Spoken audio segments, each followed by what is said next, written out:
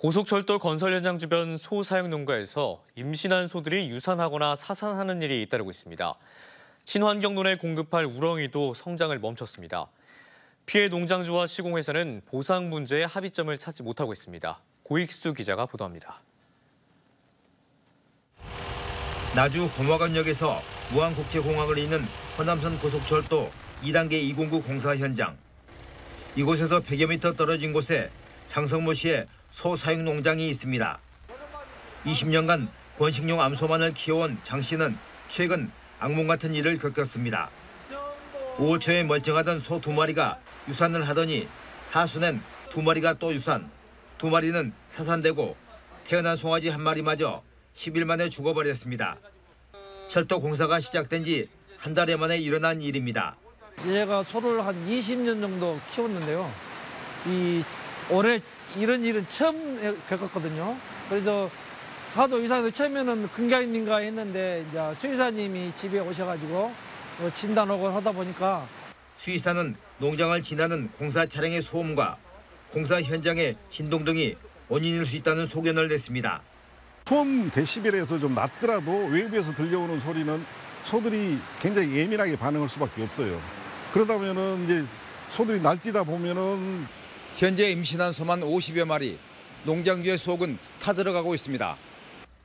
이 구간 공사 기간이 1년 이상 남아있어 언제든지 같은 피해가 나타날 수 있기 때문입니다.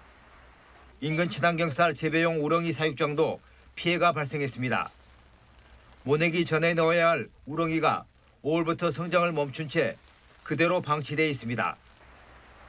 시공회사 측은 공사 손해보험사를 통해 객관적 피해를 입증해 협의하겠다는 입장입니다. 객관적으로 좀 피해를 입으셨다고 하는 부분을 입증을 좀 하려고 저희가 그냥 막 이렇게 할 수는 없는 거잖아요. 그래서 저희가 말씀 들으셨겠지만은 보험에 접수를 했습니다. 공사보험입니다. 피해는 발생했지만 보상 문제가 접점을 찾지 못하는 사이 공사 현장은 피해 농장 마을 쪽으로 점점 가까워지고 있습니다.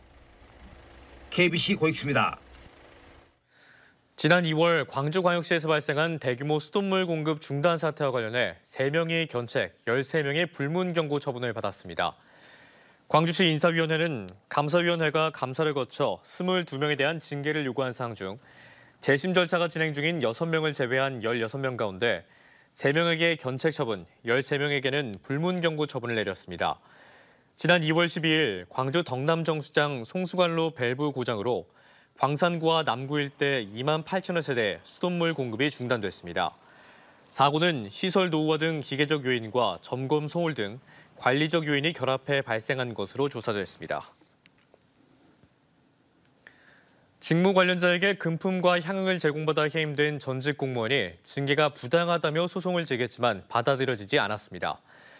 광주지법 행정 2부는 전남도 임기제 공무원으로 일하던 지난 2020년에서 2021년 직무 관련자로부터 14차례에 걸쳐 금품과 향응 약 124만 원을 제공받은 사실이 드러나 해임된 A씨가 전남도지사를 상대로 낸 해임 처분 취소 행정소송에서 A씨의 청구를 기각했습니다. 재판부는 당시 A씨가 금품과 향응을 제공한 B씨에게 영향력을 행사할 수 있는 지위에 있었으며 수수한 금액도 징계 기준액인 100만 원을 넘었기 때문에 해임이 정당하다고 판시했습니다. 광주와 전남 두 곳에서 올여름 첫 열대야 현상이 나타났습니다. 광주지방기상청은 광주광역시와 전남, 무안, 영광 두 곳 등에서 오늘 오전까지 최저기온이 25도 이상 유지되는 열대야가 발생했다고 밝혔습니다. 올여름 광주의 열대야는 지난해보다는 12일 늦었습니다. 기상청은 오늘 밤부터 내일 아침 사이에도 열대야가 나타나는 곳이 있을 것으로 전망했습니다. 장마전선의 영향으로 내일 광주 전남에 또 많은 비가 쏟아지겠습니다. 예상 강수량은 20에서 80mm, 많은 곳은 100mm 이상이 내릴 것으로 전망되는데 특히 내일 새벽부터 낮 사이 시간당 30에서 60mm의 매우 많은 비가 쏟아지는 곳도 있겠습니다. 많은 비와 함께 순간적으로 초속 20m 안팎의 매우 강한 바람이 부는 곳이 있겠습니다. 내일 아침 최저기온은 22도에서 25도, 낮 최고기온은 27도에서 31도 분포로 덥고 습한 날씨가 계속되겠습니다. 네, 제14회 광주 비엔날레가 오늘 폐막했습니다. 크고 작은 논란들 속에서도 50만 명 이상의 방문객 수를 기록하며 코로나 이전의 영향력을 회복했다는 평가를 받았습니다. 내년 열리는 제15회 광주 비엔날레로 시선이 모아지고 있습니다. 신민지 기자입니다. 광주 비엔날레가 94일간의 대장정을 마무리했습니다. 물처럼 부드럽고 여리개를 주제로 한 이번 전시는 서로 다른 세대와 문화적 배경, 출신지를 갖는 전 세계 작가 79명의 작품을 선보이며 호평을 얻었습니다. 꼭 오고 싶어요. 오늘 봤더니 제가 미술을 모르는데도 아무튼 뭔가 좀 저희들이 좀 느끼게끔 해준 것 같았어요. 이번 비엔날레는 광주 도심 속 문화공간에서 역대 가장 많은 9개 국가의 파빌리온 전시관을 운영하는 등 참여의 저변을 넓혔습니다. 해외 방문객들의 발길도 꾸준히 이어져 세계적 위상을 실감케 했습니다. I am a PhD student in Taiwan and my professor is Korean and she invited me to come here to give a lecture in 윤석열 대통령의 부인 김건희 여사를 포함해 우크라이나, 콩고 민주공화국 주한 대사 부부 등 세계 각국의 주요 인사들도 전시장을 찾았습니다. 반면 아쉬운 점도 있었습니다. 올해 첫 수상자를 배출한 비엔날레 박서보 예술상이 비엔날레의 정체성을 위협한다는 논란에 휩싸이며 결국 폐지됐고, 광주시가 자체 제작한 광주 비엔날레 홍보 영상은 진지함과는 거리가 먼 장난스러움으로 논란이 일기도 했습니다. 그럼에도 비엔날레는 50만 명이 넘는 총 방문객 수를 기록하며 코로나 이전의 영향력을 거의 회복했습니다. 100일에 가까웠던 전시가 막을 내리며 이제는 내년 9월에 열리는 제15회 광주 비엔날레의 구체화 작업을 앞두고 있습니다. KBC 신민지입니다. 나주교통노조가 파업을 유보하면서 내일 나주 시내버스가 정상 운행됩니다. 나주시는 내일과 모레 전면 파업을 예고했던 나주교통 제1노조인 하나로 노동조합이 사측과 재협상을 하기로 하면서 파업을 유보했다고 밝혔습니다. 노조 측은 월 기본급 15만 원 인상과 마을버스 도입에 따라 감축되는 나주교통 승무사원 고용 승계를 요구하며 사측과 맞서고 있습니다. 송원대학교 송원학원 고재철 이사장이 향년 95세의 나이로 별세했습니다.